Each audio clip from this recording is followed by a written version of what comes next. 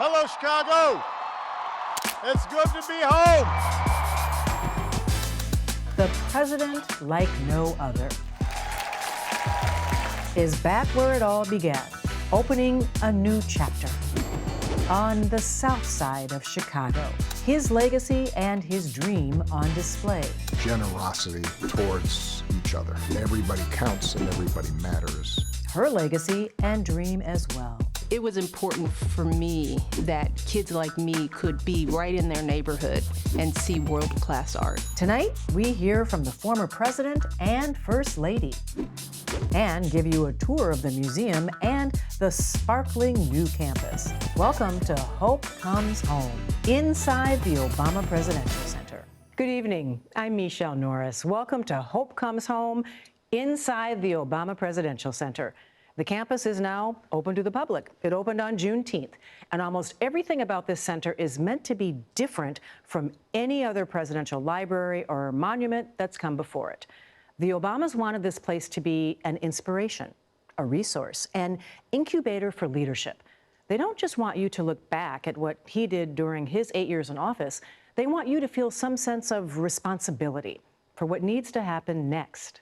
Maybe a way to think about the Presidential Center and what at least we tried to create is some touchstones, some markers, some tools for people to just be reminded of, oh yeah, this is what our democracy is. This is who we are. We don't have to distrust each other. We don't have to hate each other. We don't have to scapegoat each other. We could actually try to find common ground and work together to do some good. We are going to hear so much more from President Obama tonight, as well as former First Lady Michelle Obama. We had a chance to have a good long chat with both of them, and they talked about their vision for this place and much more. And if you're not here in Chicago, well, you might as well be, because we have gotten an early look inside this sprawling center. And tonight we're going to give you an inside look at the building, the campus, and the story Barack and Michelle Obama want to tell the nation and the world. If you had asked the young Barack Obama what he wanted to be when he grew up, he might have told you that his dream was to be an architect. That boyhood ambition of his helps to explain why the story of the Obama Presidential Center starts not with a traditional library or a monument or even a dusty box of papers from the archives, but with the walls themselves. What you see here is the main building at the Obama Presidential Center, more than 200 feet tall, built from granite the president handpicked himself. The architects based their design of the building on the image of four hands joined together. They wanted the building to look as if these hands are holding a lantern or a light of some kind, like a giant beacon here on Chicago's South Side. And there, as you can see in the top corner, curving around the edge of the building, is the text of the speech President Obama delivered on the 50th anniversary of the March across the Edmund Pettus Bridge in Selma. You are America, unconstrained by habit and convention, unencumbered by what is, because you're ready to seize what ought to be. For modern-day presidents, building a library is yet another civic duty once they leave office. Every president since Herbert Hoover has built a presidential library. They are monuments to the men who served their country and a kind of glorified warehouse to store all the papers and documents from their time in office. As Obama advisor Marty Nesbitt discovered, they can end up being rather lonely places. Every presidential center I went to, the archives were empty. There was nobody there. It was idle space. When we looked at the history of presidential libraries, we found that sort of they opened with a lot of fanfare and interest, and then over time, as sort of history progresses, time progresses, they become less and less relevant. President Obama decided to break with tradition to preserve his papers inside a fully digital library in lieu of keeping all those files inside a physical building. Instead, he tried to create a place where people, everyday people, not just scholars, would gladly visit over generations.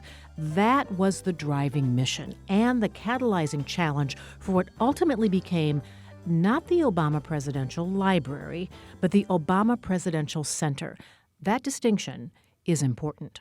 The Obama Presidential Center is so much more than just a library. I think because they chose Chicago, the south side of Chicago, where it's really home for them, they wanted it to be a gift. And if it had just been a museum, it wouldn't be the gift that it is today.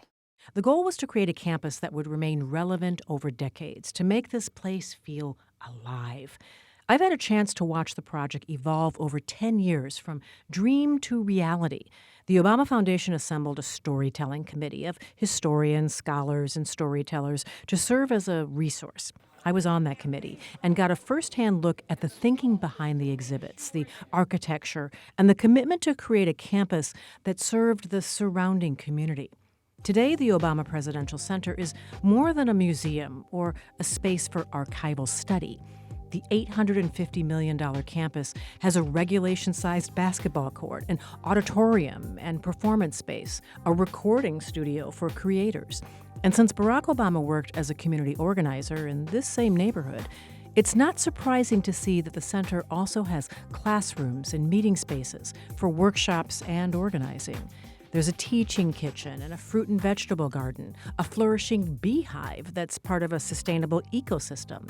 Barbecue grills dot the walking paths. There's also a brand new branch of the Chicago Public Library and a children's playground.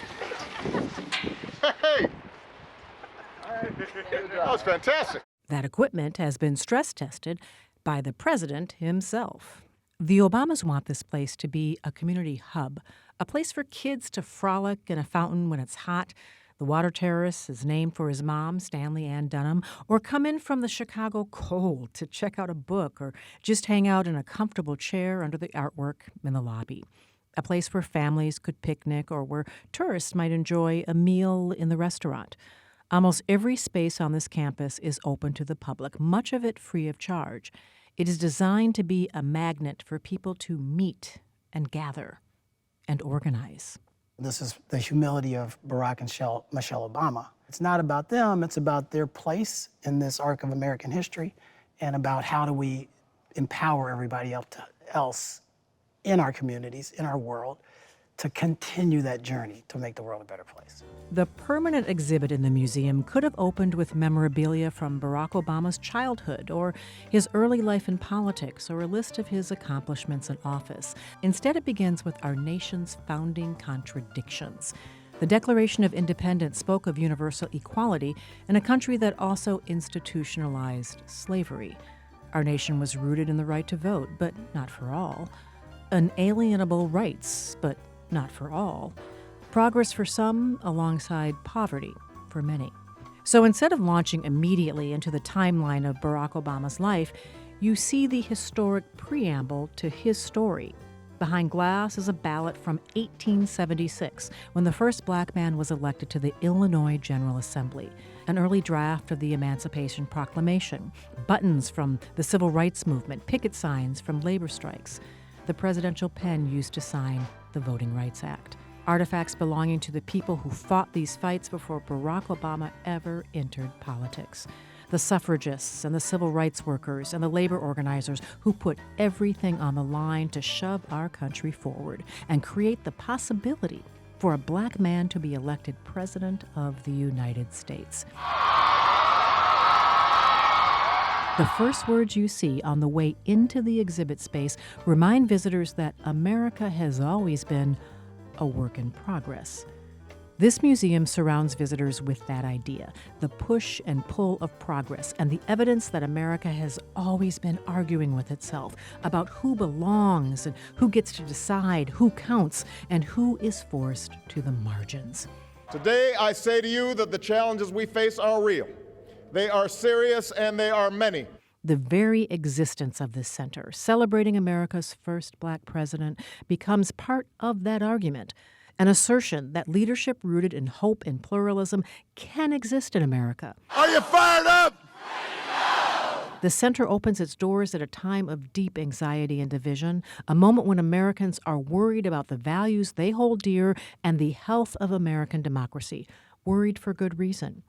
This place is designed to be a reminder from the moment you step in the door that an imperfect, contradictory, and sometimes confounding system can birth a multiracial democracy and make it stronger over time.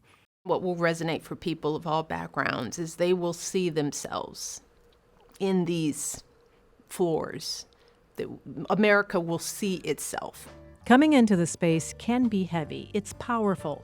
But many of the visitors have told us that it also feels like an oasis. One magazine writer said the exhibits feel like a pep talk from a more hopeful era. And while presidential libraries are not usually associated with merriment, there are elements of joy throughout the center. You will hear the music of the Obama era at the White House. Aretha and Prince and Bruce Springsteen and Stevie Wonder.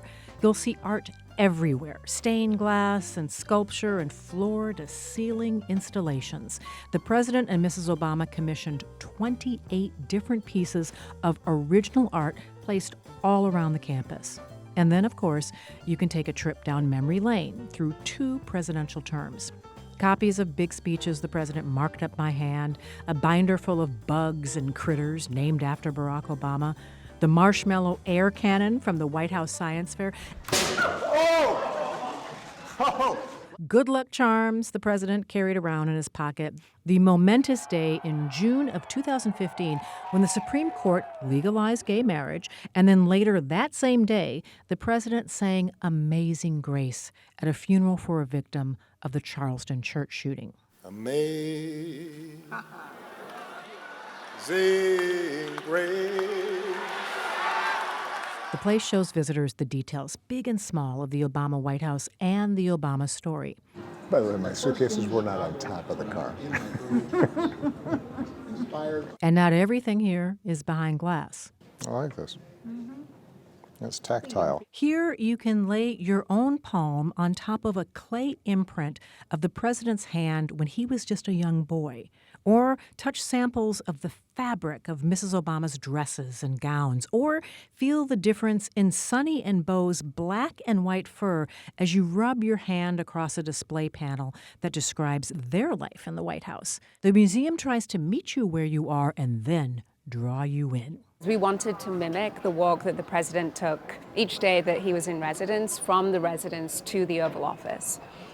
And so he would walk past the Rose Garden, along the colonnade. We hear the bird song, the rustling of leaves, the sounds of people going about their work to maintain this beautiful space. Someone actually recorded that in that space. We did, yes. We're hearing sound captured from the White House. The official text does not say anything about this, but visitors clearly understand that a walk through the Rose Garden from the Obama years is a stark contrast to that same space today, honoring a paradise that has since been paved. Beyond the trinkets and birdsong, you'll also find artifacts from the big moments, too. The major inflection points of President Obama's 8 years in office, the passing of the Affordable Care Act, the repeal of Don't Ask, Don't Tell, the financial crisis, the raid that captured Osama bin Laden. Tonight, I can report to the American people and to the world that the United States has conducted an operation that killed Osama bin Laden, the leader of al-Qaeda. A memory shared by White House photographer Pete Souza and longtime advisor Valerie Jarrett, shared but from very different vantage points. I was like jammed in this corner. This is Brigadier General Brad Webb. He was at the head of the table, and when President Obama walked in, he stood up to give up the chair. And President Obama said, "No, you stay right where you are. You're doing something. I'm just going to pull up a chair next to you," which is why he's sitting where he is. My butt was literally against a laser printer. So you can imagine the anxiety that they must have been feeling, that I felt because of watching their faces. I felt that anxiety. And you talk to any of the men and women that were in that room, when they've done interviews, they use the word anxiety. They all use it. It was palpable. But if it had gone wrong, it could have been devastating for the president's political career. From the time he took office, he said to President Bush, "I will not stop until I find him." And in fact, a story I've not told before. That afternoon, his chief of staff called me and he said, I need to get a hold of President Bush. Can you get a hold of him? I said, sure. So I called President Bush's chief of staff and I said, President Obama would like to talk to President Bush. And the chief of staff said, why? I said, I can't tell you, but I promise you he'll want to take this phone call. He wanted to tell President Bush first. This place is filled with discoveries like that, with history that surprises you or calls you to action yourself. Alongside the successes of the Obama presidency, you will also see the moments where it fell short. The designers of the museum want you to see the unfinished business, as the president calls it, the work that remains. And so, it is perhaps fitting that the end of the museum experience is up here in the clouds, the sky room. No more exhibits and artifacts, no buzzy videos to watch or posters to read. Up here, it's just you and your ideas as you look out through President Obama's own words from Selma with an expansive view of the South Side. It's a place designed for people to ask themselves, now what can I do? Tonight, we will roam around the museum and the grounds with the people who built it. And we will hear directly from the former president and Mrs. Obama now that their center, more than a decade in the making, is open to the world. We have so much more to get to tonight, and we're so glad to have you with us for this special event. Hope Comes Home, inside the Obama Presidential Center. We'll be right back.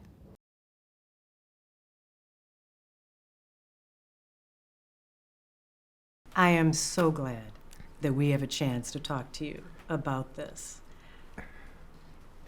10 years in the making? Yeah. Really almost 12 now, right? You start thinking about this in your last year in office. So that would be 2016. So that was 10 years ago when you're starting to conceive of it. And that's when you start thinking about selecting the site and How the excited were you architects and so forth. when you started to think about it? Was it? Some people have said it's almost, oh, now I've got to do this. It's almost like a burden. Did it feel like It didn't an feel like a opportunity for you? burden, but it felt like a distraction because at the time you're still working on presidential stuff. So you delegate a bunch of decisions and say, I'll worry about that later. But look, it's been a long journey. You had COVID in between, which obviously threw off schedules and budgets in all kinds of ways. We literally started construction, and then suddenly COVID hits, and that changed things a lot. We're not alone in that. And the great thing about it, though, was I think there was a consistency of vision on what we were trying to accomplish with the center. That didn't vary much. Michelle and I had a very clear sense that we wanted this to be a place that would attract visitors from around the world, that would, record what happened during my presidency, but that more than anything was a vital, alive, dynamic place for the South Side of Chicago and the city of Chicago, for kids in the neighborhood, that it was going to be used. And that, I think, more than anything, shaped how we thought about what this thing would end up being. The location, in part, was determined by the fact that this is the epicenter of my life in Chicago, right? Within a 4 or 5 mile radius of that site, I first came to Chicago. I got my first apartment there. I met my wife there. My children were born there. My wife grew up there. Our wedding reception was there. I made my announcement for my first presidential, or for my first political campaign there. I taught law school there. So, that was part of what made that site so attractive to us. But, as you say, one of the things that I learned when I moved to Chicago And one of the things that Michelle had firsthand experience with growing up in Chicago was, even though the south side of Chicago runs on the lakefront just like the north side of Chicago does, for a whole bunch of historical reasons, the parks, the open spaces, the public facilities in those communities were underinvested in relative to other neighborhoods in Chicago. And so for a long time, I would drive through Lincoln Park in the north side of Chicago, and you'd look around and there are people playing volleyball, and there are tennis courts, and there are kiosks, and there's programming and museums, and then Jackson Park, which was just as beautiful, was empty. Yeah. And that sent a message. And when I was organizing and when I was serving as a state legislator, I was always shocked when you'd hear stories from kids who would say, well, I've actually never gone to the lakefront. Even though they lived on the south side, it was right there. They lived in Englewood, but it's just, it felt foreign to them. More to come. Stay with us. Welcome, His Majesty, King Abdullah, to the White House. Dem Fall der Mauer, das werden wir dem amerikanischen Volk nie vergessen. I think what you said was good. So this is early. This is May 8th, 2009. The president is had only been there, had only been in office a few months. Few months, and this little kid comes in with his dad and says, my friends tell me my haircut is just like yours. Oh my goodness. He's 5 years old. And with that, Barack Obama bends over and says, go ahead and touch it. And there's the exact moment that Jacob's touching his head. This picture says so much. This is America's first black president. A little black boy, African-American boy. This is in the Oval Office, yes? This is in the Oval Office. And I think it really resonated with young kids of color. Here's this 5-year-old African-American kid touching the head of the President of the United States that looks like him.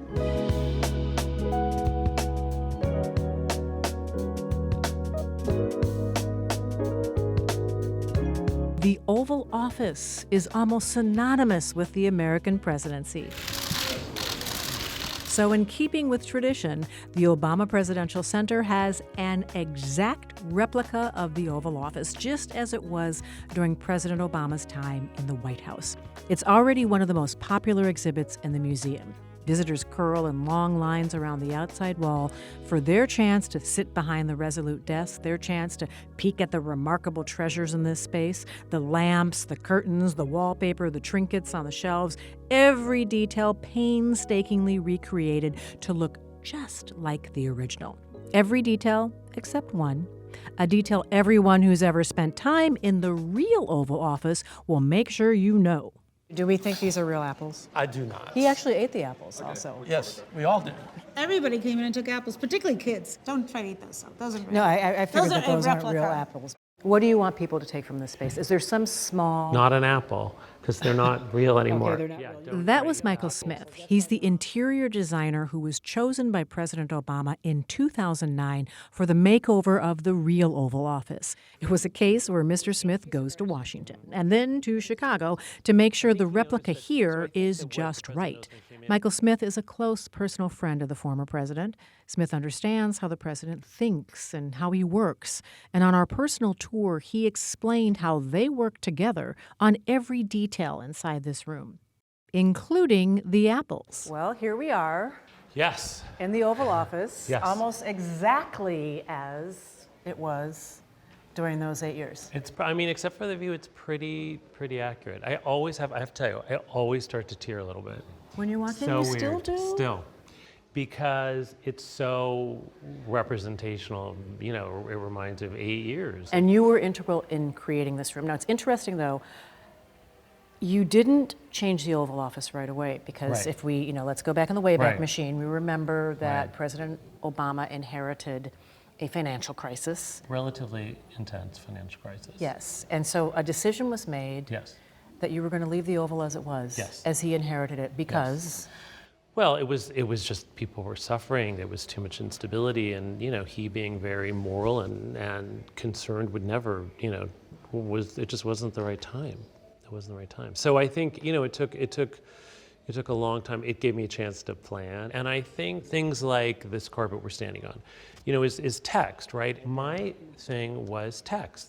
This is a president who loves text. I think text is so important to him. So to give him quotes that meant something to him, which is the basis of his carpet, was something much more interesting than a vase of flowers or cherubs or, this is sort of fitted to him. The shelves are crazy with the detail. So one thing that's really interesting is this obsession with trying to find the detail, the thing that had meaning.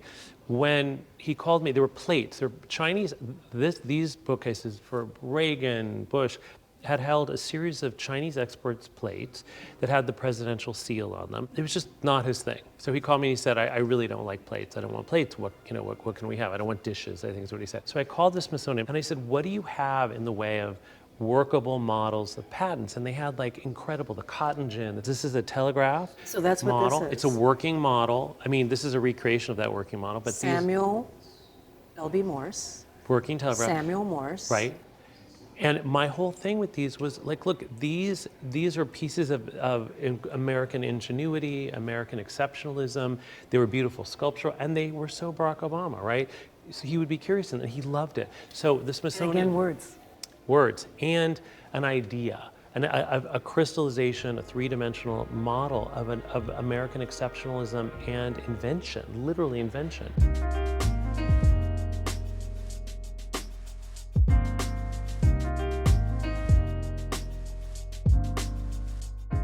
When you were creating it for the first time, how do you create a room that is warm and inviting, but also has a sense of let's get down to work? My agenda was not to make it more propagandistic. I felt like you walk in, the room already has you. You can't feel like it's not an impressive and sort of dramatic space because of the volume, because of the light, because of all that. So I really wanted people to be comfortable. I got some stuff to do. That was what I culled and kind of got from President Obama. Was he just wanted to get down to it, but he wanted people to come at their best and come and be disarmed in a way by him. Could you make the sofas too comfortable? You could have, and I didn't. Because the idea is that you don't spend a lot of time. Correct. It's a very special thing to be invited into the space. But let me tell you something really interesting about this. One, there are 3 sofas in the White House, the same, because they're constantly being touched up because people, A, wipe sweat because they're nervous, their palms, so they touch the sofa, so sometimes it has to be touched So up. there's always one that is rotated out for cleaning? But that's not the thing that really is the most important. The most important thing is that men who come, women probably too, but definitely men, polish their shoes. So their shoes are newly polished, and they're in their sort of anxiety, they pull their feet up and rub the shoe polish on the back of the sofas. So the sofas have to leave all the time to take black shoe polish or brown shoe polish out. Ooh, but think about it, no matter who you are, no matter where you come from, to walk into this room, it's that feeling, that sort of sense of awe about being in this room. Many other presidents have flowers or Right. artifacts on their desk. He chose apples. You had something to do with that. I had something to do with it. The florists of the White House called me and they said, what kind of flowers does President Obama want on his desk? Very simple, but somewhat impactful question. So I said, I'm going to have to call you back. And I thought about it, and I thought about it, and I thought about Johnny Appleseed, America, all these things. And I said, listen, I called him, I said, he's not such a flower guy. But I said, I have a shaker bowl, I'm sending it to you. And what I want you to do is fill it with apples every day, because apples are America, they're no nonsense, they're healthy, it's such an American idea, more in a sense than the formality and lack of hospitality in a way of flowers. So what happened, which I had no idea, is they would lose 20, 30 apples a day. Someone would take them as a keepsake. He would start to eat them. He still eats a couple of apples a day, which started as a result of that. Staff members would come in and eat them. Children would take them and eat them. So it had a life about it, a vitality about it, which was kind of amazing. Unlike the actual Oval Office. Yes. Thousands of people will come through Yes. this space. Little kids can come and Little sit kids at can the- sit on the desk. Anyone can I hope come they in. don't try to, like Caroline Kennedy, go through, underneath Oh, the desk. yeah. Where John Have John, you ever sat John at the John Kennedy desk? went through the. I never have. This is your chance. Yeah, I'm good. Okay, you don't I'm want to good. sit behind? No, it's his. I mean, it's Barack Obama's. It's President Obama's desk. I don't want to. But now he's sharing it with the public. Lots of people will have a chance to sit there. But I think they still know it's President Obama's Yeah. desk, and that's the thing I want them to take from it. Got all the patents that we had in there? And I know the counters are the same because Michael Smith knew where to get the fabric. Yeah, they did a good job. Looks like it's supposed to.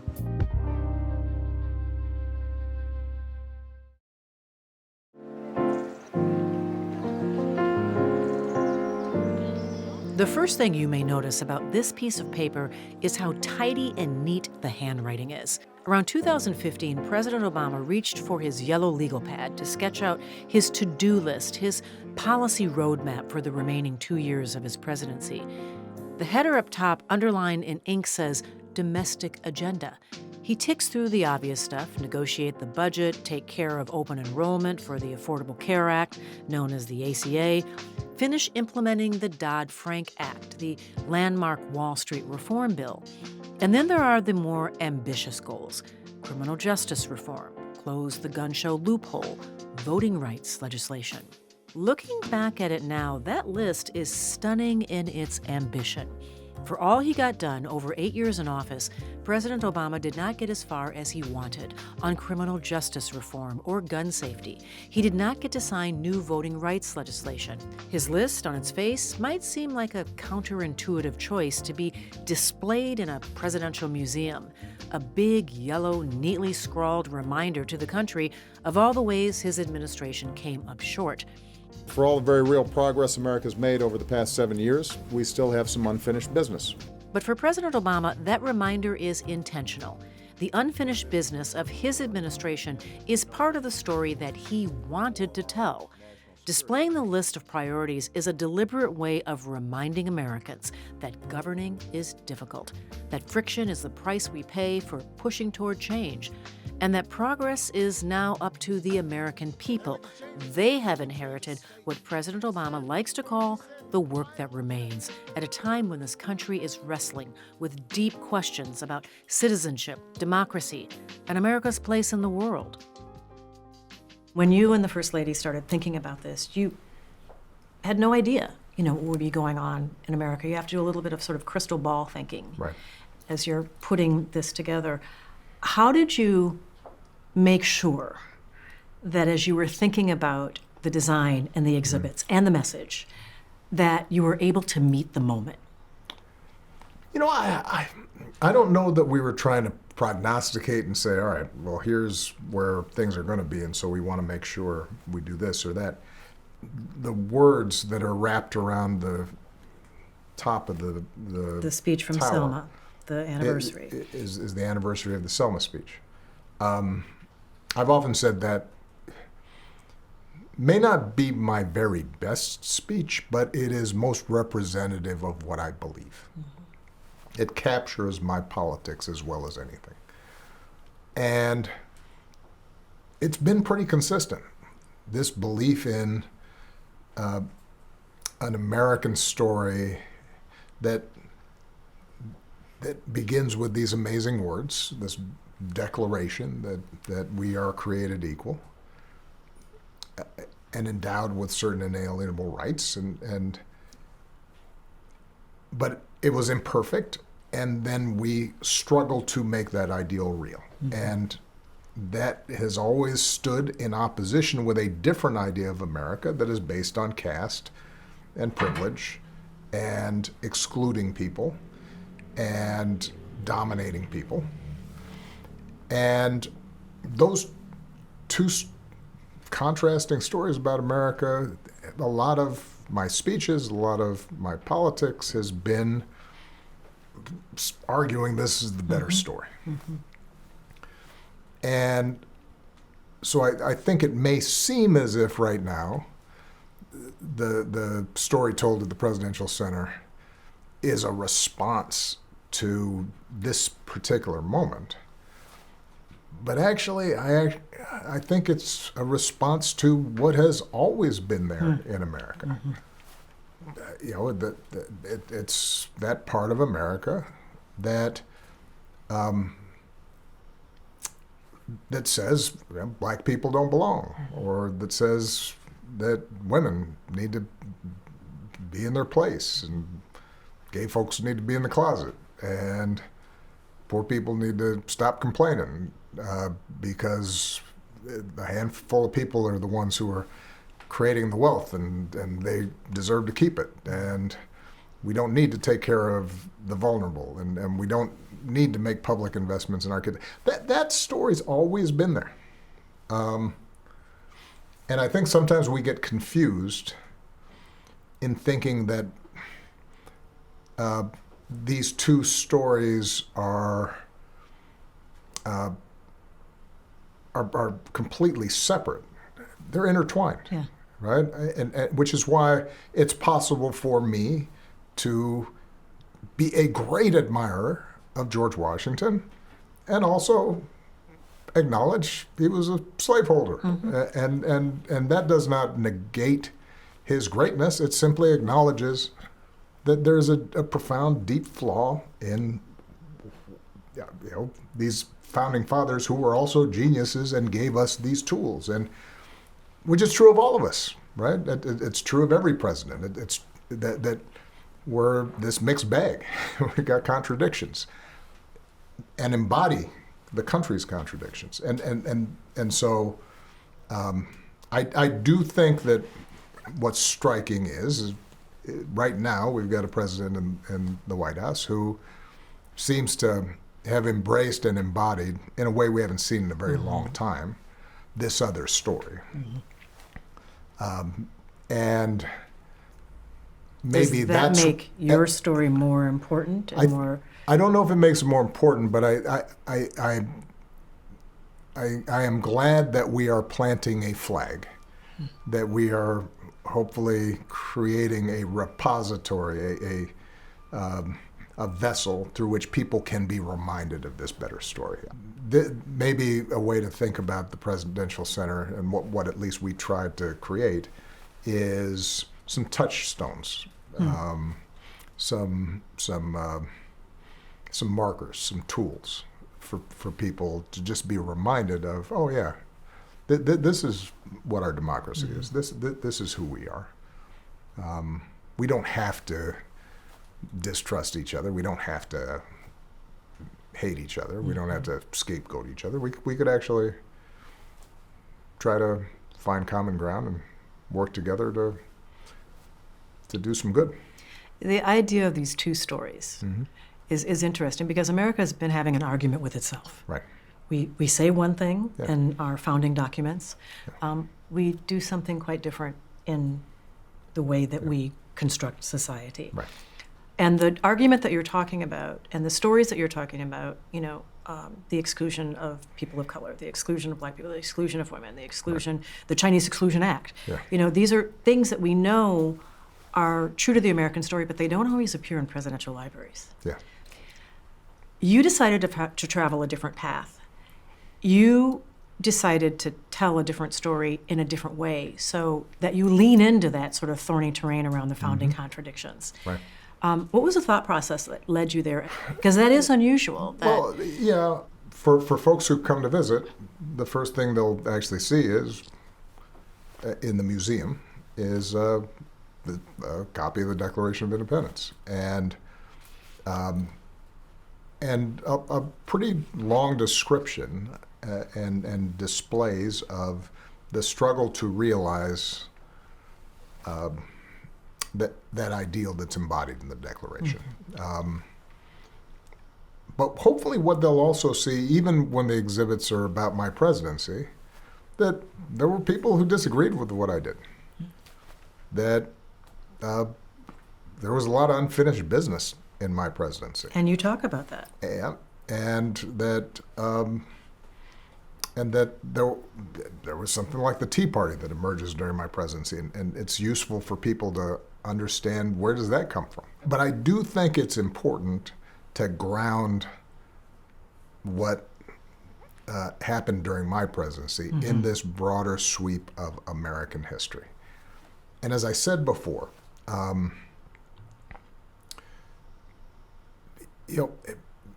this idea that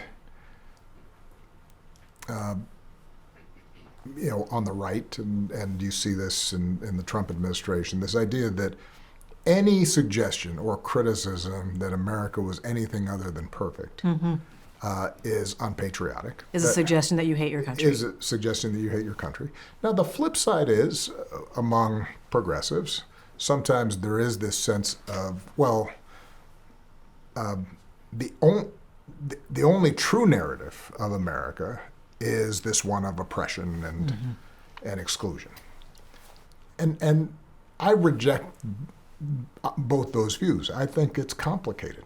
As I said, I think it's possible to celebrate the founders and appreciate what they did, as well as look objectively and critically at how their values strayed very far from what they professed. I think it's possible to say that there were populists in rural America and the South and white America that really did believe in equality and justice, for white folks, and helped to make progress in giving more people opportunity, and not ignore the fact that that was to the exclusion of others. And that's the kind of complexity that I hope people get a little bit of a sense of. You want people to actually marinate in that when they visit your center. And the reason is this, because I think when you understand the complexities of America and the contradictions of America, I don't think it makes you love it less. I think it makes you love it more. And I think it also makes you more resilient, because then during periods like we're in right now, where for a lot of folks it's crazy and you feel despair and anger, that perspective allows you to then say, okay, we've gone through crazy periods like this before. We've gone through mean periods before. It fortifies you to say that, yes, this has been part of the journey that we're on. We've been here before. We can do it again. There's no reason to suggest that we can't get through this one either. We have another hour of Hope Comes Home inside the Obama Presidential Center. Stay with us. Thank you so much. We're in the United States. We are all created equal. Welcome back to Hope Comes Home inside the Obama Presidential Center. I'm Michelle Norris. This hour, we will take you further into the brand new Obama Presidential Center. We'll hear more from President Obama, and we will hear from First Lady Michelle Obama. We sat down for an interview right here on the south side of Chicago, where she grew up, and where the Obamas are bringing their legacy home. Chicago is a city that gets up in the morning and goes hard all day. Ambition, creativity, community. The hope that all that hard work pays off. Oprah Winfrey was born in Mississippi, but she became a media titan in Chicago. Everybody gets a call! Same for Muddy Waters, who then helped Buddy Guy. When Ferris Bueller played hooky, he went to downtown Chicago. The question isn't what are we going to do, the question is what aren't we going to do? Film, architecture, science, music, oh, so much music. We wish you love, peace, and... Soul Train got its start here. This is a city that gifted the world with Nat King Cole, Sam Cooke, Lou Rawls, and Ramsey Lewis. Let's not forget Jeff Tweedy, Billy Corgan, Eddie Vedder, Herbie Hancock, Quincy Jones. Shaka and Mavis, Kanye and Chance the Rapper. There's not a chance we could name them all. There are just too many. You see, Chicago has always been a cauldron for culture. The blues, the Bulls. Here's Jordan. Yes! It is all over. The Bear and the Bears. The Bears. Writers Sandra Cisneros and Studs Terkel, Dan Aykroyd, and all those stars from the Second City comedy troupe, the ones who made Saturday Night Live sparkle and pop. Chicago the City begat Chicago the Musical. The Windy City has long been a jewel on the shores of Lake Michigan, a big and shiny magnet for waves of newcomers looking for a better life. Immigrants from Poland, Ireland, and Latvia, from Mexico and China, seekers trading small towns for big city life, refugees fleeing oppression in the Jim Crow South. In the Great Migration, hundreds of thousands of Black Americans headed north and poured into Chicago's South Side, striving for a better future. Thousands, including my father and his 5 brothers. When they first landed in Chicago, they all lived together not far from what is now the Obama Presidential Center in a neighborhood known as Bronzeville. A Black president in their lifetime was not a possibility. My dad used to say that Chicago has a great front yard with the power and prosperity concentrated in those gleaming skyscrapers along the lake downtown. But the backyard, he would say, needs some work. He loved Chicago, especially Bronzeville, but he understood something essential about the city's South Side. Along with the solid institutions and one of America's largest Black middle-class populations, the South Side has also seen its share of hardship, poverty, gang violence, underperforming schools, and under-resourced public housing. The new Presidential Center sits across the street from a striving public school that lost a student this year to gunplay. The Obamas could have located their campus closer to downtown Chicago, a focal point for tourists from all over the world, but they came back to the South Side, back to the place where they raised their daughters, where Michelle Obama grew up, with the goal of changing the footprint and the fortunes of the South Side, with new jobs, new visitors, and yes, new pressures from gentrification. For the Obamas, choosing the South Side is an expression of hope that Sweet Home Chicago can not just handle all of that, but thrive. Let me ask you about the neighborhood. It's in the South Side, on the South Side, on Stony Island. Right. A street that is too often in the news for sometimes the wrong reasons. Right. What does it mean to place this center in a place that doesn't usually see this kind of investment? Well, part of what we wanted to do is to recognize this is a big investment, and it can potentially help anchor and catalyze economic development and opportunities for communities that oftentimes have been left behind. Now, are you worried about displacement, though? I mean, Well, Airbnb rates are going up, rents are going up. You know, do you have a plan to monitor or mitigate that the kinds of things that can happen with gentrification? Well, look, this is always going to be, nobody's figured out this solution, right, perfectly, which is, hey, these communities are underinvested in and they're poor and there aren't enough businesses and opportunities. And then people make investments in their businesses and opportunities. Hey, wait a minute, rents are going up and the tax base is going up and Airbnb rates go up. There's no way to make massive investments, bring about a bunch of tourism dollars and create greater interest and beautify communities and not also see some values rise. That's part of the purpose of it. The question is always, from our perspective, are we making sure that the people who are already there can get a piece of that rising tide? Can they access those opportunities, which is why, in terms of employment at the Presidential Center, one of our biggest priorities was making sure that folks were able to not just apply for jobs, but actually get jobs and get trained for jobs. The young people who are living in those communities, are they going to be able to get internships and fellowships? And we're exposing them to the work that's being done and what opportunities they have as a consequence.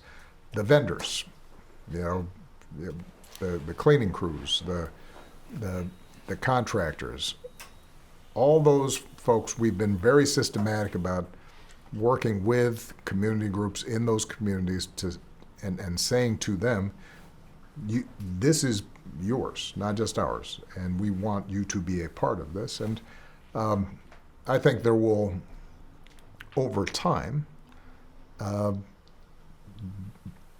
be the kind of community improvement that is not just bringing in people from the outside, but also lifting up folks from the inside. That's our hope.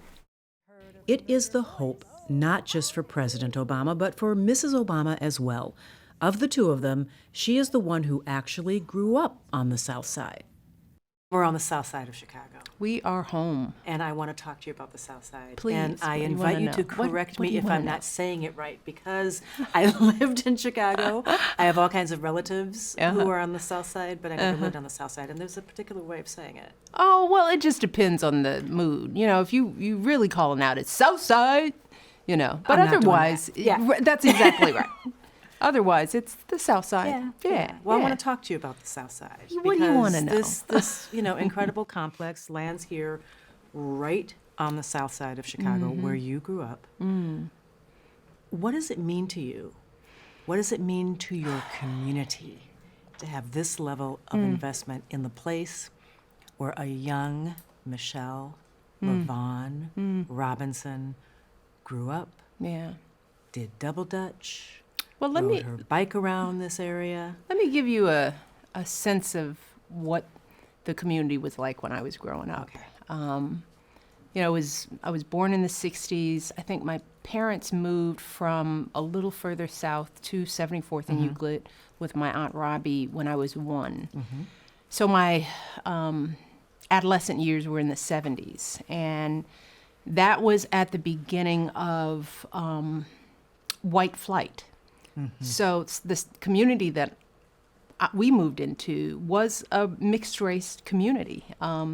And it was people of all backgrounds and races. People planted their flowers and, mowed their lawns. My Uncle Terry mowed his lawn, where kids played outside, and there were block club parties.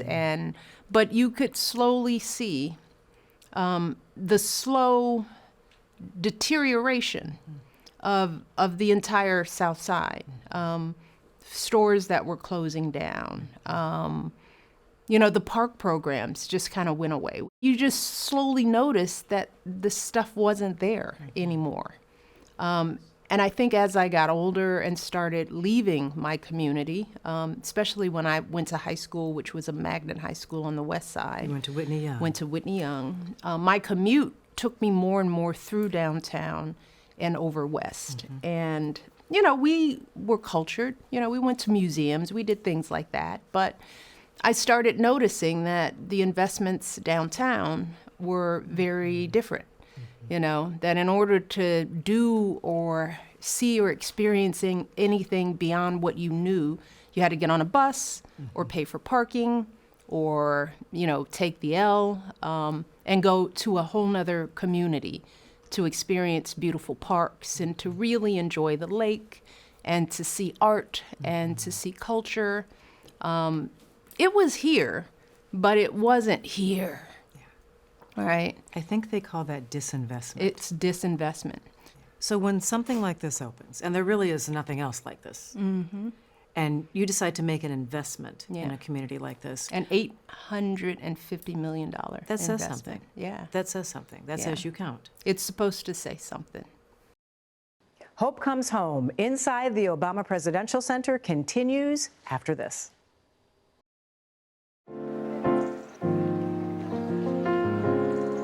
In the new branch of the Chicago Public Library, President Obama has chosen 3,000 of his favorite books to fill up the shelves of his presidential reading room. Books from celebrated authors like Jill Lepore and Haruki Murakami and Isabel Wilkerson. And, of course, one very particular author the president knows quite well.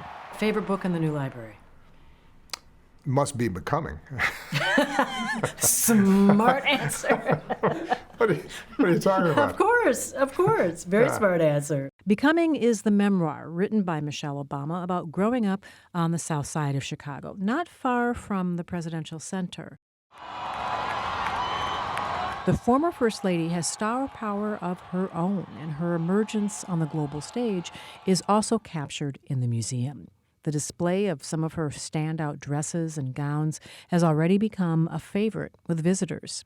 So here is what President Obama refers to as the exhibit everybody wants to see. But let's be clear. Michelle Obama was more than a style icon, more than a best-selling author, more than just Barack Obama's wife. She was an integral part of the Obama White House with her own initiatives, her own fans, and her own critics. Her presence at this museum is not an afterthought. Her memorabilia is not pushed into a corner of the museum somewhere. Her role in the White House is woven throughout the larger story, all over the campus. You will hear her voice and her most famous speeches as you walk through the museum. That the American dream endures. You can see her gardening glove from her days planting fruits and vegetables on the White House grounds, a miniature recreation of the time she hosted a Girl Scout camp on the South Lawn. The museum explores her upbringing on the South Side and her accomplishments at Princeton and Harvard. At the restaurant on campus, you can order the red rice that's based on her mother's recipe. The sledding hill, that was the First Lady's idea. She insisted so South Side kids today could fulfill one of her girlhood dreams. She had always wished that the pancake flat prairie terrain of Chicago had hills for sledding during those long Chicago winters. Above all, the Obama Presidential Center examines the former First Lady as an intellectual partner with an interior life and a legacy worth preserving, because Michelle Obama is no one's second fiddle. When you got the first look of the portrait of the two of you, it's the first time that you're both in a portrait together. Yeah. And they caught... Indijeka Crosby. Let's give her her artist. flowers. We got to see you see it for the first time. Yeah. The video was released, and your expression was priceless. No, no, what was it? I mean, you were just like wide-eyed, and partly, because it's a beautiful piece of art, I imagine you were surprised at the size. It is beautiful. Was there anything that surprised you? 'Cause it's not just your story. It's probably going to be a choke point in the museum because you see so many different images in there. That's also the artist approach, which is why I love Indijeka, the artist. All of her paintings are paintings within paintings, pictures and images within. When you step back and see the bigger image and then slowly get closer and see the power of all the selections of images and where she placed them and why she placed them there. I mean, it's like, where's Waldo for the Obama administration, So, for example, she decided to put in the backdrop a window that has my childhood home. Yes. And in the windows upstairs, it's the image of Barack and my mom sitting on the sofa the night of the election when his name was called.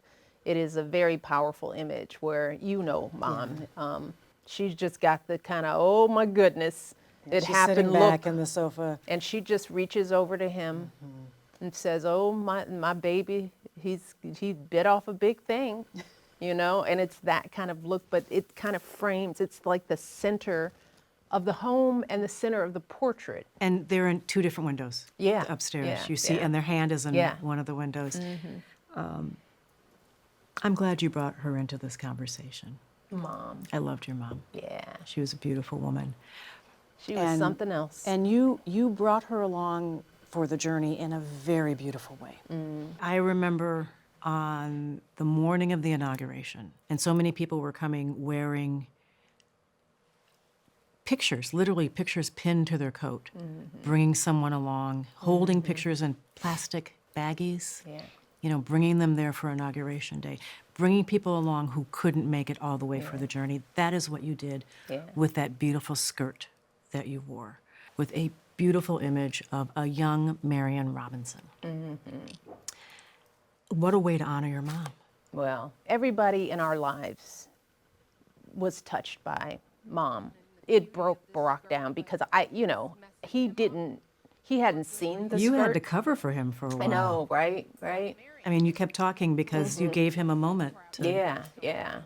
So when I walked in, I met him backstage, and he was like, oh, and I forgot what I was doing. I was like, what's going on? He was like, You're not doing that to me, right? You just showed up in this beautiful skirt. I had already sort of recovered, so I was like, "Oh, I'm sorry." You know, it was like my bad. Right? I had gotten sort of emotionally accustomed to the beauty of it, right? So to me, it was just a beautiful dress too, beautiful skirt. So yeah, I kind of did him wrong. I should have prepped him for it, but it was also a beautiful surprise. My brother was. I think he was in the Had he audience. seen it before? Had Craig seen forgot it? Nobody had seen it. Oh, it must have got to him too. Yeah, it got to everybody. But as you said, it's, you know, I was so glad to have her there with us. And then my team, while we were speaking on stage, they said that the minute Barack mentioned the skirt, it downpoured. Like it was clear.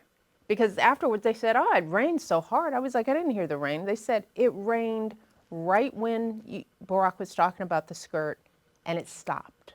The ancestors. She was there. She's like, go on, girl.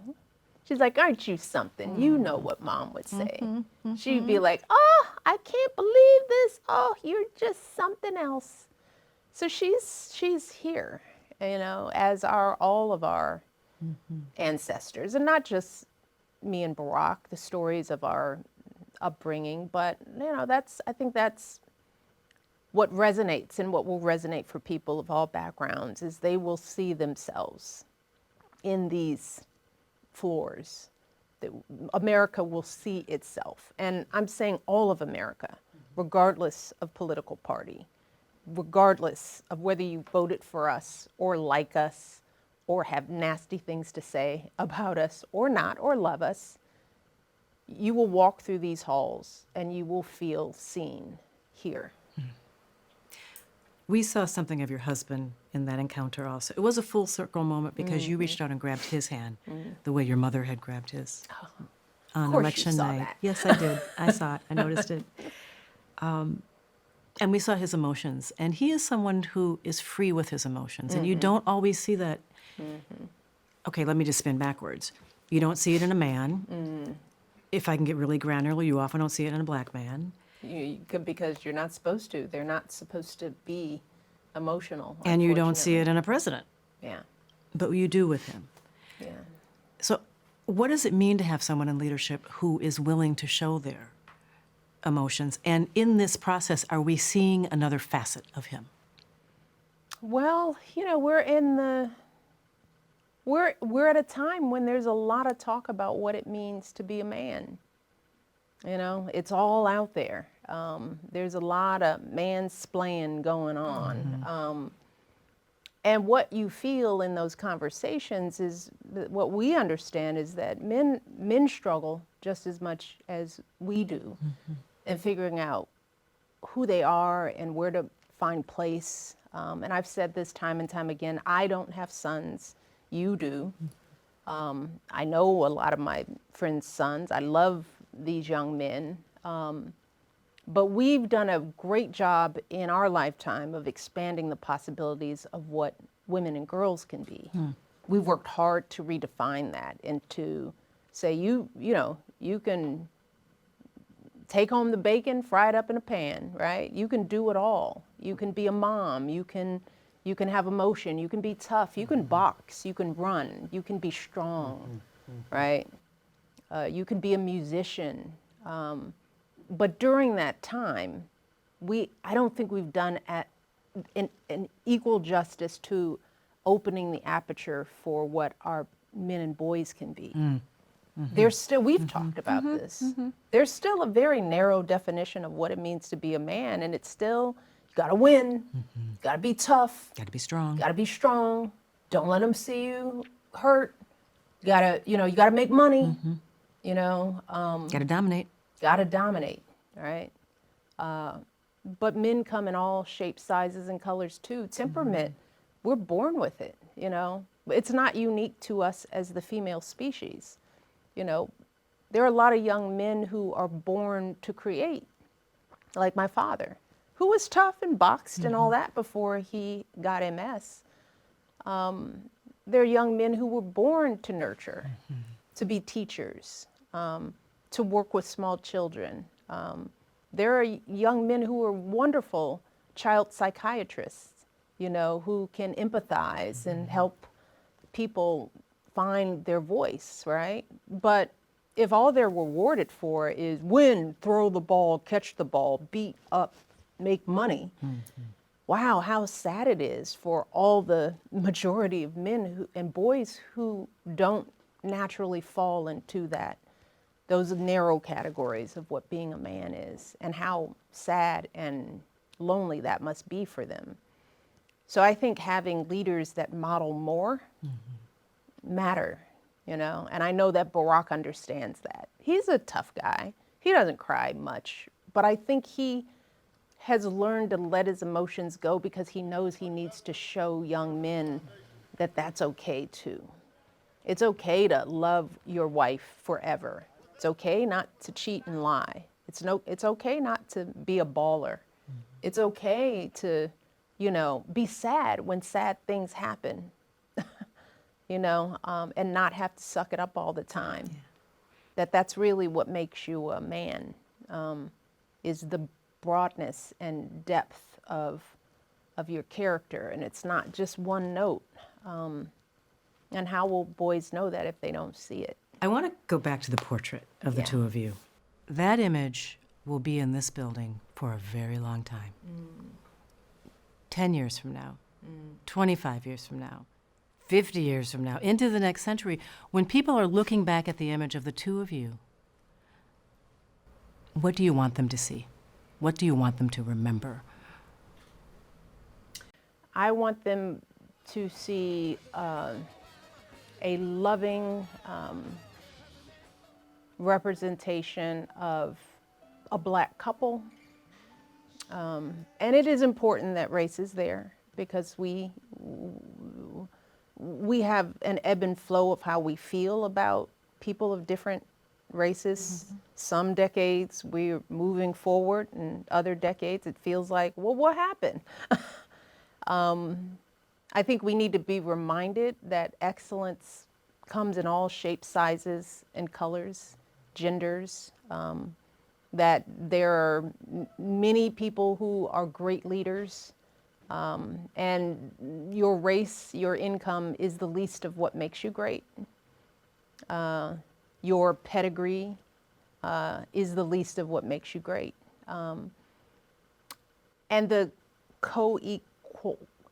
equanimity of our relationship, I think, is important to remember at a time when, you know, gender roles they go up and down too. You know, what does it mean to be a woman?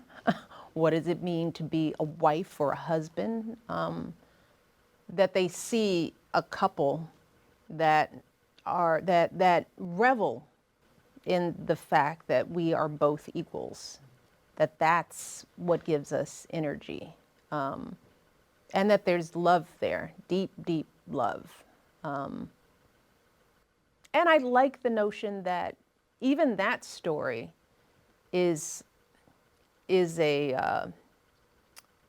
a creation of many smaller stories, that we didn't get where we are alone. Like, there are two people, but there are millions of people who make up that story. So I think the structure of the photo or of the portrait is just as important as the image that it's the two of us. That the two of us are made up of millions and millions of stories and people and experiences outside of who we are. There are men like that all over the place. I happen to marry one of them, and I am grateful for it. We've got more coming up. Stay with us. Thank you so much. America. The United States of we are all created equal. I want to do a speed round. Okay. I want to pepper you with a few questions that will allow us to go inside the museum itself. Okay. I've heard that you've tested every chair in the building. I'm not sure I've tested every chair, but I've tested a lot of them. I just have this image of you running around sitting in all the chairs. You know what? I'm a big believer in like stuff being comfortable, because so much of the stuff inside is beautifully designed and meticulous and all this. My attitude was, yeah, but if if a young mom with 3 kids that she's been dragging around through this museum and her feet hurt and she now is sitting down, is it comfortable? No matter how pretty it is, is she getting a break? Were any of the chairs replaced? Yes. Oh, really? Well, okay. I'm not going to say who, but there were a couple where I was all like, this looks great until you sit in it. Okay. Yeah. Is there a hidden jewel in the museum, almost like an Easter egg, that you worry people will miss? Something that you're really proud of, but you're afraid that people This won't is notice actually not a hidden jewel. It is, but people may miss it. There is an entire room, a display that we're calling Democracy 101. That is away from some of the flashier, kind of in a corner. Oval Office. It's in a corner, and it just gives people sort of a primer on the Constitution and the First Amendment, and I'm really proud of that. I'm hoping people go through that because I think I worked pretty closely with the exhibit designers in creating a space where a layperson who's not, studying this stuff all the time can just kind of go in and get a sense of, all right, I have a pretty good idea about what all these arguments are about. And I'm hoping that especially kids, but adults as well, take that in because I think it's done really well. Now that you've said it, I think people are actually going to look for it. There is a restaurant on site Yes. named for Tafari Campbell. Yes. Wonderful. Who you knew. Well, yes, I knew, and miss him dearly. Yes. Wonderful person who was your personal chef for many years. Man, could he cook? He could. I mean, he was the best. He was special. Yeah. And there is a restaurant that serves wonderful food. What is your favorite dish at Tafari's Kitchen? I have to say it's actually the chili. I can't give Tafari credit for this one because this is based on my own chili recipe, Oh, wait, so I may be a little bit Okay, biased. people are like, wait, he cooks? Well, not anymore. Okay. But there was a time, and it's pretty good chili. Really? With some cornbread with it. Okay, all right. I give it 2 thumbs up. Okay, what kind of beans do you use? You know what? I'm gonna let you go ahead. Okay, you have to try it. Traditionally, I'm a kidney bean guy, but check it out. Okay. See what you think. I will do that. Your critics have called the Affordable Care Act Obamacare, and it was meant to be a sort of derisive name, and you embraced it. Yeah, I did that. And so they're calling this the main building the Obamalist. Will you embrace that too? Absolutely, that's fine. I think that what I'm interested in is seeing how people respond when they visit. I appreciate architecture enough to know that it'll be 20 years before we have a sense of how the architecture fits into people's imaginations and how whether it lasts or not. But what you can know right away is the people enjoy being there, right?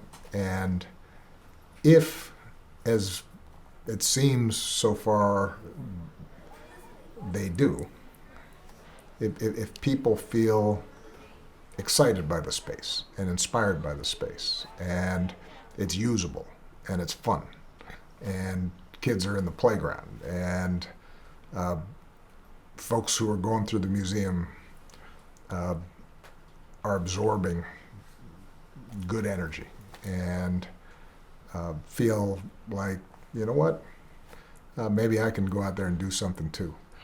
And they get to the Sky Room and they look around and see a panorama of Chicago and their own neighborhood that they've never seen before. And community groups are having meetings there, and folks are using the recording studio to film their own podcasts or make their own videos. And kids are sitting in that public library and reading and excited about reading. If all that stuff's happening, then we will have achieved what we were trying to achieve. We've got more coming up. Stay with us.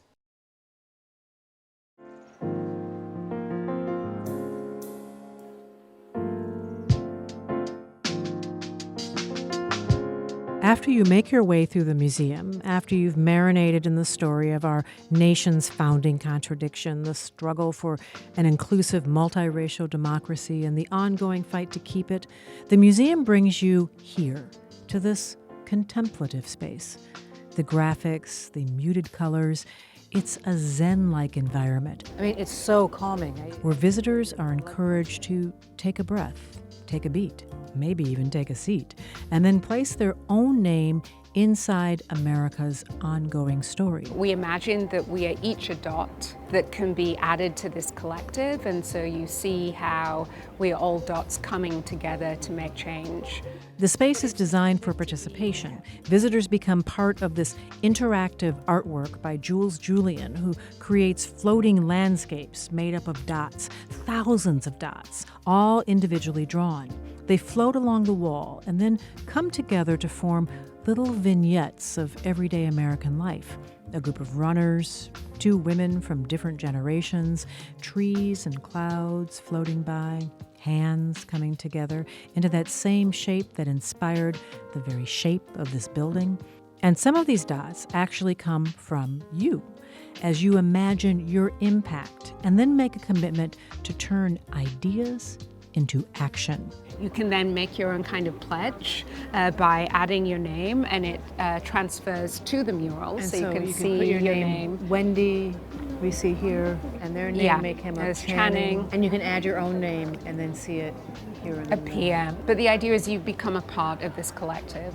But again, you've taken in so much information throughout the museum, and this is a moment that's really ambient and engaging and inspiring. and contemplative. Very contemplative. Type in your name and then watch it pop up on screen next to a brand new dot. You can then watch your very own dot float along and then join the rest. It's a symbolic representation of what it means to participate in a democracy, that progress is not promised but must be won through collective action, pushing forward, rising together. In that sense, this part of the museum is a full circle moment, reaching back to the farewell address that President Obama delivered just up the road from here when he made a final request of the nation he led for 8 years. I'm asking you to believe. Not in my ability to bring about change, but in yours. You've been through the campus many times. What's the exhibit that still gets you every single time? I've talked about this. Right outside the Oval Office, we have a display of a sampling of the 10 letters that I used to receive every night. I think we got something like 40,000 pieces of correspondence every day. Every day? For 8 years while I was in the White House. And we had an entire letter correspondence office just responding to the public's letters. And that office would select 10 representative letters for me to read each day. They'd put it in my folder at the top of my briefing book, and I'd usually save those for after I was finished with reading all the stuff I had to read. And I initiated that as a way of staying in touch with people, especially early on when we were going through so many difficult decisions. And so there's a display that has a sampling of those letters, but the exhibition team made this wonderful short video, this vignette of a few of those letters. And whenever I watch those, because it's Mother talking about, Mr. President, I'm struggling, and it's a vet, who's still trying to find his path after he's no longer serving, and people are really raw in their emotions in some of these letters, partly because they don't expect the president's actually going to read it. It's almost like a meditation for them, a way of getting stuff off their chest. And so whenever I watch that, I get kind of Yeah, I can see that. You get I get choked up. You're getting a little So choked up now. if there's one exhibit that people should take the time right after the Oval Office, which everybody will go to just so they can take a picture of the apples and everything else that might be in there. Sit in your chair. Sit in the chair. Just come around on the side, and there'll be those letters, and there'll be a video that's looping, and take the time to watch that, because I think that, as much as anything, captures what I always hoped the spirit of my presidency was. And the spirit of your presidency was? A sense of generosity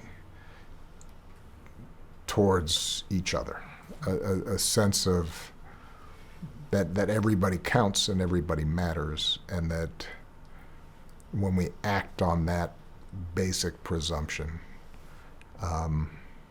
when we extend grace to each other, when we're willing to fight for that idea without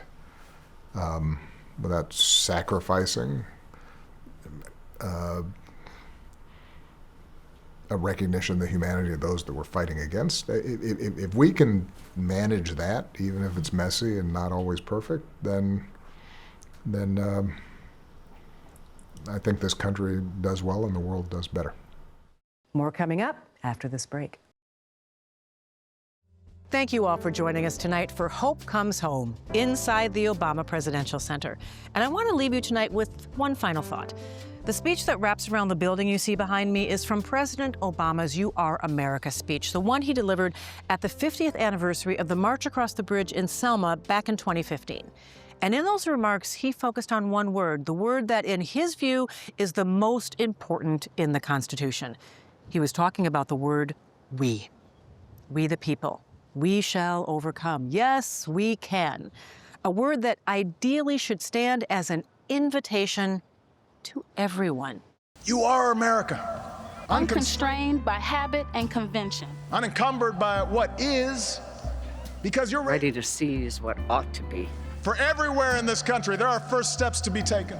There is a new ground to cover. There are more bridges to be crossed. And it is you, the young and fearless at heart, the most diverse and educated generation in our history, who the nation is waiting to follow. Because Selma shows us that America is not the project of any one person. Because the single most powerful word in our democracy is the word we. We, the people. We shall overcome. Yes, we can. That word is owned by no one. It belongs to everyone. Oh, what a glorious task we are given to continually try to improve this great nation of ours. This great nation of ours. This great nation of ours. This great nation of ours.